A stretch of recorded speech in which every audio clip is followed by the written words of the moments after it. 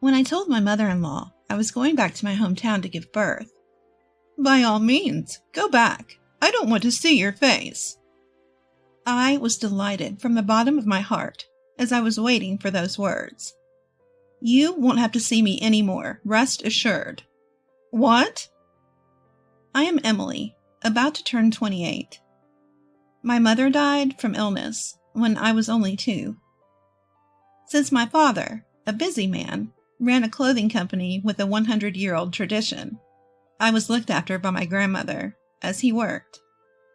My father was very strict, and I lived my life just as he told me to. Perhaps because of that, I had never dated a man, but I had given up, thinking it was destiny. After graduating from college, I worked briefly as my father's secretary at his company, but he said it was hard for him to work together and forced me to quit. I didn't get a job after that, because my father strongly stated that I don't need to work. However, my friends from university got jobs and started dating and getting married one after another, so I wanted to work too. I told my father one night, "Dad, can I work?" "No." He said one word without asking for a reason. "Why not?" "Because you don't need to work." "But I also need to go out into society and gain more experience." "Emily, don't talk back." "I'm not talking back. I'm not saying anything wrong." "You should just stay at home, Emily." "If you say that, I'll leave home. I'll leave home and go to work from there." "Emily, stop it." "No, I am an adult. I won't always do as you say." I cried and left the place. Even in my room, I cried for a long time. After a while, I called my friend from college, Lisa. "Can I come to your house now?" "Sure, but what's wrong? And can you go out at this time?" "I can't right now, but I'll figure it out. Can I stay at your place for a while?" Lisa's apartment was a luxury condominium gifted by her parents, boasting 3 rooms. "Seems like something's up." "That's fine. Just be careful on your way here." Quietly, I pulled out my suitcase, packed my belongings, and stealthily left the house so as not to alert my father. I left a note on my desk stating that I was going to stay with a friend. Once outside, I hailed a taxi and headed towards Lisa's apartment.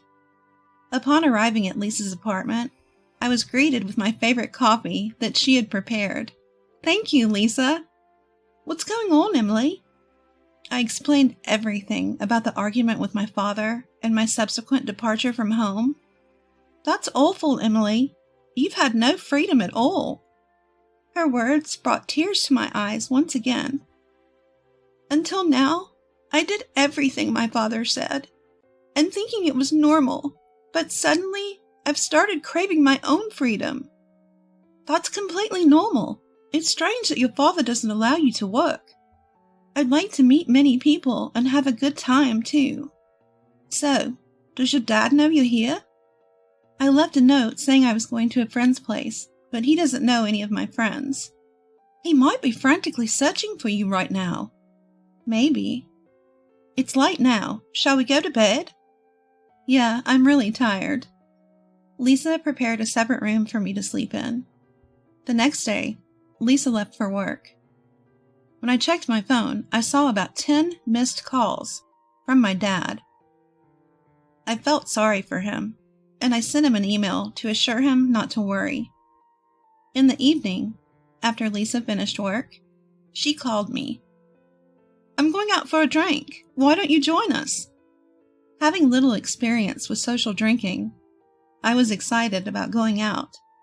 When I arrived at the location Lisa mentioned, I found her waiting with 2 men.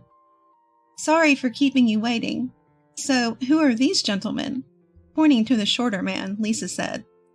"This is my boyfriend, and the tall guy over there, he's single and ready to mingle." The tall man introduced himself with a refreshing smile. "Nice to meet you. I'm Max. Pleased to make your acquaintance." "Oh, nice to meet you. I'm Emily." That's how our relationship started. Max worked at a small company in the apparel industry. For a moment, I thought it was a company similar to my father's, but I quickly dismissed the thought. Max's family was the opposite of mine, with only his mother around, but he didn't discuss the reason, and I didn't ask. One day Max said to me, "I'd like to meet your father, Emily." I had been emailing my father several times since I left home, but I had no intention of going back home yet, so I didn't want to meet him. "I'll think about it, but I would like to meet your mom, Max." "Sure. When? Even today is fine, if you want." "Really? Today is fine? Then I should buy some kind of gift." "Yeah, my mom loves that kind of thing." As I found out later, my mother-in-law didn't just love that kind of thing. She got very cranky if I didn't bring those kinds of things for her. On the way to Max's house, I bought a cake at a bakery. Upon arrival at Max's house, my mother-in-law was waiting for us at the front door. When I asked Max why his mother was there, he told me he had sent her a message from the bakery. My mother-in-law stared at me and asked, "And your name is?" I'm Emily. Nice to meet you." "What do you do for a living?" "I'm currently unemployed, but I plan to work soon." "Oh, so you're just idling about. How nice it must be to be a rich young lady." "I'm not rich. That's why I want to work." "You don't need to talk back. What do your parents do?" "My mother passed away when I was young. My father works at a company." Max, who had been watching my conversation with his mother from the side, said, "How long are you two going to talk here? Let's go inside." "Right. By the way, Max, did she bring anything? Surely she didn't come empty-handed." In a rush, I handed my mother-in-law the paper bag containing the cake. This isn't much, but..." Grabbing the bag almost violently from my hand, she peered inside and commented, "I didn't really need anything, but I guess I'll take it." In a few minutes I had spent talking to my mother-in-law. I had grown to despise her. And I felt sorry for anyone who had to call such a person mother-in-law. Entering the living room, my mother-in-law bombarded me with questions, and I gave her only bland answers. Regardless, she continued to interrogate me relentlessly, almost as if I were a criminal suspect. Exhausted by the barrage of one-sided questions, I told Max the moment her line of questioning eased. "Max, I think I should go soon." At that, my mother-in-law's face turned red with anger. "Do you really hate being with me that much? You've been giving me half-hearted replies to my questions this whole time." "Mom, please calm down." "Max, why on earth did you bring such a rude woman here? There must be better women out there." I snapped back at her. "What about me is rude exactly? If there's something I should improve, then tell me so I can work on it." That seemed to incense my mother-in-law even further. "You're quite cheeky, aren't you? All you have to do is answer my questions." "I've been answering everything you've asked." "You dislike me, don't you? I can see it in your face." I wanted to say yes, but I couldn't. "I'm just tired and would like to go home." "Well, aren't you audacious? I wonder what kind of education your parents gave you. They mustn't have been good parents. I would love to see what they look like." Hearing her badmouth my parents, I was overwhelmed with sadness and began to cry. "Oh dear, now you're crying for sympathy. If you want to go home so badly, then go. It'll be a breath of fresh air. Also, I'm going to feed this cake you brought to my dog, Charlie. But Charlie is quite a pampered pooch, so he might not eat such a cheap cake." Laughing, my mother-in-law pointed at the cake I had bought. "Mom, enough is enough. Max, you really have no eye for women." Max frowned at his mother's comment and retorted, "Why are you always so argumentative? Can't you act more mature for once?" Max shot back, causing his mother to lose her energy instantly. All I want is a good wife for you, Max. I get that, but I'm an adult too, you know. I'm not a kid anymore, so I can handle my own stuff. Hearing Max's words, his mother's eyes filled with tears, and she left the room. With a teary face, I decided to leave too, but Max followed me and apologized. Emily, I'm sorry for all the harsh words my mom said. She must be jealous, thinking that she's losing me to you. I'll talk to her about this, okay? Please don't let this discourage you from coming again. I'm really hurt by what your mother said about my parents. Max, I don't want to see your mother again. The moment I said that, a wave of sadness overwhelmed me, and I burst into tears, throwing myself into Max's arms. Max held me close and after a while suggested, "How about we go somewhere now?" Barely nodding, I left the house with Max. Since Max didn't have a car, we took the train and got off at a station by the beach. We sat on a bench on the sandy beach, staring at the sea for a long time. 2 months passed since then. I found out that I was pregnant. When I consulted Max about it, he proposed. Let's get married. We don't have to have a ceremony, but we'll make it official. We can live at my house, okay? I don't make much money at my job, so I can't afford to rent an apartment. I'll make sure to talk to my mom about not saying unnecessary things to you, Emily. Living with his mother wasn't ideal for me, but there was no other place to live. Okay, I'll try my best to get along with your mother. Thus, I ended up living with my mother-in-law. Because I was getting married, I went back home to tell my father about it. He looked delighted when he saw me. It's good to see you looking well. I know we've been in touch, but it's been a while since I last saw you. I'm sorry, Dad. I have something important to tell you. My father's expression changed immediately. I told him about my encounter with Max, my pregnancy, and our plan to get married. My father listened silently. When I finished, he simply said, "Well, congratulations. Can't wait to meet my grandchild." His smile looked forced. Dad, thank you.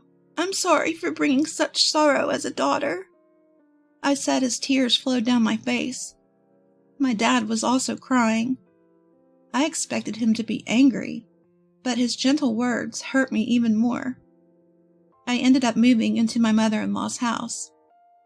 Lisa, who had been taking care of me ever since I left my home, said to me, "You better show me your cute baby's face soon." Yeah, of course, and you should get married soon too.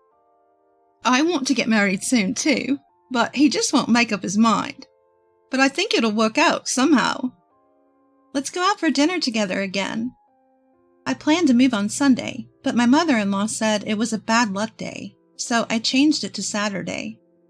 The move was completed safely on Saturday morning. While the movers were carrying my belongings, my mother-in-law just stood there, watching them. She was repeatedly told by the movers to step back, because it was dangerous, but she wouldn't move. When the move was over, my mother-in-law called me over and said, "You didn't give them what they're supposed to get, right?" I didn't understand. Huh? It seemed she misunderstood me, pretending not to know, and she went away and handed something to the leaders of the movers. Seeing that, I understood what she was saying, but when she came back to me, she said, "Emily, dear, it seemed like you didn't want to part with your money, so I gave it for you. Of course you'll pay me back later." She then told me an absurd amount of money. It was way beyond what was generally considered reasonable, so I said, "You gave them that much?" "Oh dear, was that bad?" "It's not bad, but I think the amount was a little too much." "It's the thought that counts in these situations. If you skimp, you'll be cursed." "I'm not saying I'm skimping." I didn't say anything more because I knew it would lead to another argument. My mother-in-law had this face saying, "I'm right no matter what you say." That's when Max showed up and said to my mother-in-law, "Mom, what's up? What did you say to Emily?" "Just nothing." My mother-in-law replied succinctly, then walked off. "You okay? I told her not to mess with you, you know." "Thanks." Deciding not to mention to Max that I almost had another argument with my mother-in-law. I knew if I did, he might mention it to her, causing her to grow even more hostile towards me. After moving in, my mother-in-law barely spoke to me, obviously avoiding me. There were even weeks when she wouldn't utter a word to me, and those days were bliss. One day, Max brought home some work documents in an envelope. It was marked with the company name, Star Textiles, Inc., and that made me gasp. That was a name I had heard many times during my time working for my dad's company. They were one of our subcontractors. I asked Max, "Is this your company's envelope?" "Yeah, why?" "I was just wondering. I just realized that I didn't know much about your company." I didn't tell him that his company was a subcontractor to my father's. For some reason, I felt it was better not to say anything. "Well, we're just a small subcontractor. If our parent company decided to drop us, we'd go bankrupt instantly, and all the employees would lose their jobs." Max laughed with this, his wistful look. About a month later, Max started coming home late from work. He also seemed down, so I asked him, "You've been coming home late recently. Is something wrong? You don't seem yourself." He admitted and said, "The company's in trouble." "What, like going bankrupt?" Max nodded. "The parent company suddenly decided to cut our orders by half. Now our boss is begging them every day to continue business as usual. We're also looking for new clients. But if neither of those things work out, we're going bankrupt." As I listened to Max's story, I thought about asking my dad to help Max's company. But my father is strict about his work, so he would never help a business partner out of personal feelings. For some reason, the number of business partners must have been halved. I told him that my father's company is the parent company of Max's. Max was surprised at first, but then he told me with a twinkle in his eyes, "Emily, please, beg your father not to reduce his business with us." "I'm sorry, Max. My father is strict in business. He would never make such a decision based on personal matters." "Could you at least try, Emily?" "It won't help." As I said this, Max got down on his knees before me. "Please, I beg you." "Stop it, Max. Don't do this." "I'll talk to my father, but I know it won't make a difference." As Max raised his head, tears of relief streamed down his face. That night, I called my father and explained Max's desperate plea. "So, the company Max works for is Star Textiles. I guess I have to help them then." I was surprised. I had expected my father, with his strict business mindset, to refuse outright. "But I have two conditions. First, I will continue to do business with Star Textiles as before. But I want Max to leave that company and work for mine. Second, you and Max will move in with me. Is that acceptable?" "So you're saying Max should transfer to your company?" "I'll talk to him about that, but why do you want us to live with you?" My father answered, sounding a bit uncomfortable. "I just want my daughter close by." "Okay, but why did you decide to reduce your dealings with Star Textiles in the first place?" A new company approached us with a very attractive proposal, so we decided to do business with them. But after some research, we found out that they have a history of breaking promises, so we were planning to call off the deal." "So even if I hadn't asked, Star Textiles would have been fine?" "Maybe." My father laughed, and I couldn't help but laugh too. After hanging up, I immediately relayed the conditions my father had proposed to Max. He was relieved that Star Textiles was no longer in jeopardy, but he seemed hesitant about moving to my father's company. It's hard for me to consider working for your father's company, Emily. I've always worked hard at Star Textiles, and I have a lot of good colleagues. I'll tell my father what you said. I called my father again, and when I relayed what Max had said, my father responded. He indeed said that? Huh. He's a responsible good man. Got it. He can keep doing his best at Star Textiles, but I'm not backing down about you guys moving into my house. Understood. After the phone call, Max was overjoyed when I told him what my dad had said. I told Max, just remember, don't let your mother know about my father's company. If she finds out, she'll start nagging again. Right. Got it.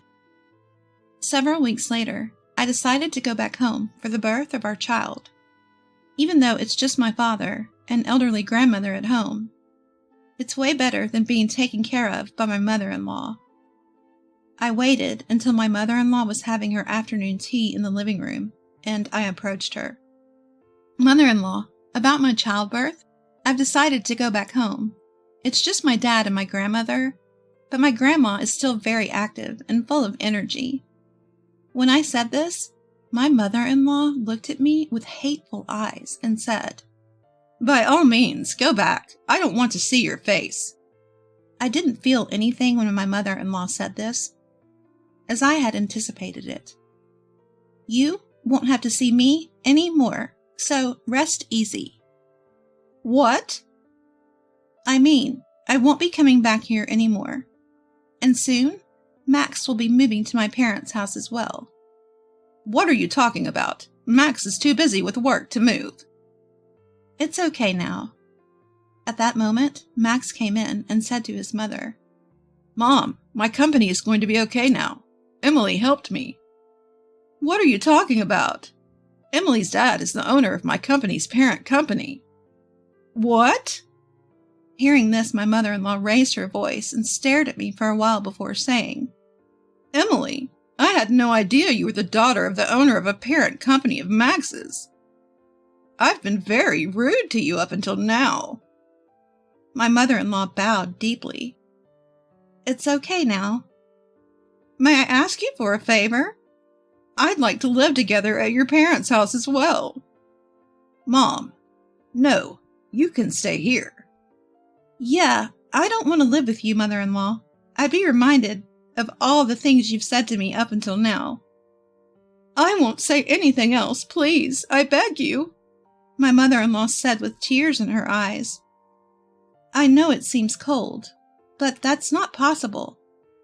Then, my mother-in-law got on her knees, bowed her head to the floor, and pleaded.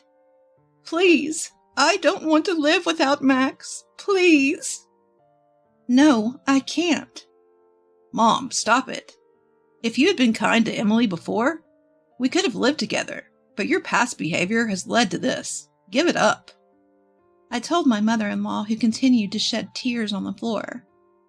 Well, mother-in-law, you brought this on yourself. Half a year later, Max, our newborn daughter Kay, and I visited my mother-in-law's house. However, the house was void of any human presence, and the air was chillingly cold. Max was calling out loudly to his mother, but there was no response. Max, did you mention we were coming over? No, I thought it'd be a surprise. I wonder where she is. Just then, my mother-in-law, who had become severely emaciated, came out of the bathroom. Even upon seeing us, she did not change her expression. The kitchen was piled high with remnants of instant noodles, and dirty dishes were left stacked. Mom, are you okay? My mother-in-law glanced at Max, but said nothing. Mother-in-law, we brought your favorite cake. As I held out the cake, my mother-in-law rushed towards me, snatched the cake, and began devouring it immediately. I repeated what I had said before. Well, mother-in-law, you brought this on yourself.